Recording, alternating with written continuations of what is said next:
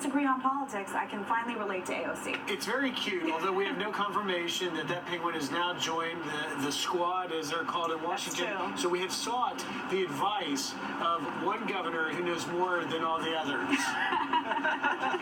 We're going to bring in Mike Huckabee, former GOP presidential candidate, former governor of Arkansas, and Fox News contributor and author of Rare, Medium, or Done Will Make the Most of Your Life, but not necessarily a noted penguin expert. Governor. Amy. Good morning, guys. Yeah, I know a lot about penguins. You know, growing up in Arkansas, we had a lot of those around here. Absolutely.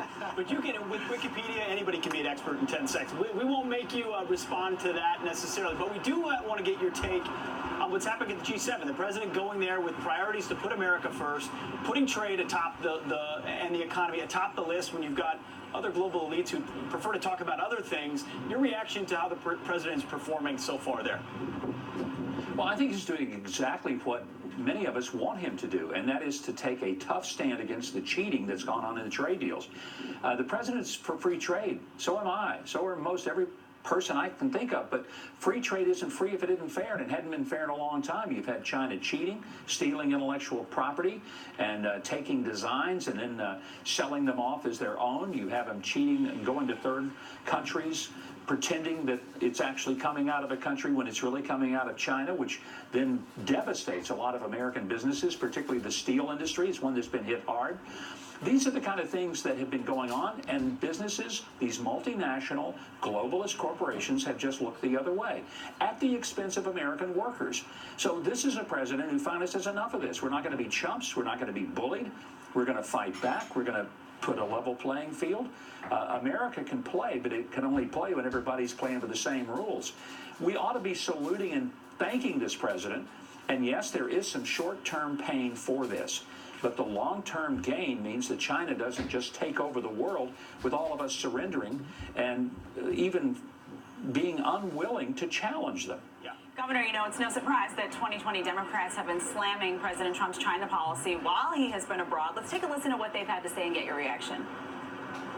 What we need to do is strategically engage China in mutual interests in stability in the Pacific Rim and around the world, and recognize that the best way to compete with them is not to poke them in the eye with tariffs. Trade policy, a foreign policy, and a domestic policy that has people wondering in the markets how stable this administration is. I think the president has botched this thing. We've got to outcompete China. There's no way to just do this through trade and tariffs and all this nonsense.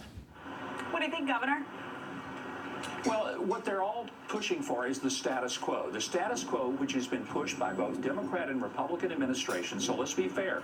This isn't a Democrat problem. Republicans have been, if not equally guilty, sometimes more so, because many of them have been globalists. They have been of the mind that we'd rather have the next quarter of profit and to heck with the long-term impact of that. So we've surrendered to China, and these Democrats are sounding the same thing. But it's not that unlike what Republicans have sounded. President Trump is the first person who's come on the scene in a position of authority who said, enough of this. We're not going to continue to be treated like punks and chumps.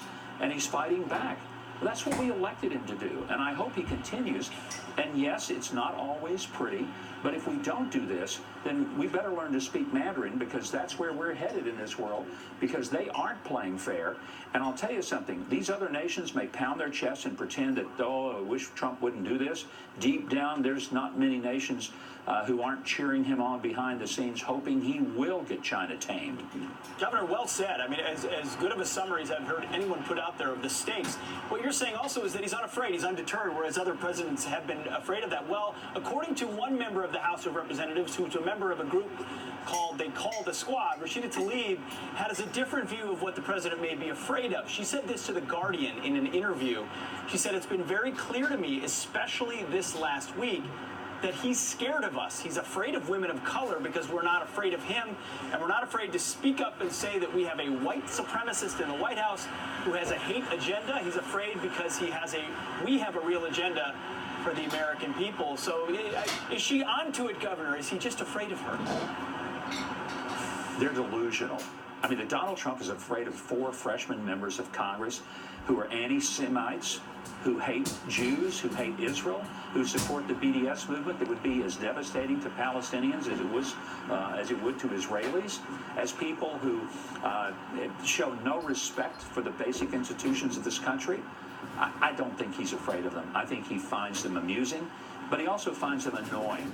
The real issue here is not how they relate to Donald Trump. It's the fact that they have co-opted Nancy Pelosi, Chuck Schumer, and the rest of the Democratic leadership, and they're now running the Democratic Party. Look, they're the best thing Donald Trump has going moving into the 2020 election. If they continue to be the face and the voice of the Democratic Party, then there's no need to book a furniture mover to get the Trump stuff out of the White House. They'll be there another 4 years. And lastly, Governor, so it's your prediction then that Nancy Pelosi, Speaker Pelosi, has lost control and can't rein in the so-called squad?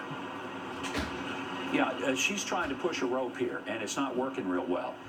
She has not been able to contain them, to control them, or even to ameliorate the damage that they're doing to the brand of the Democratic Party. So as long as they're the voice and the face, good.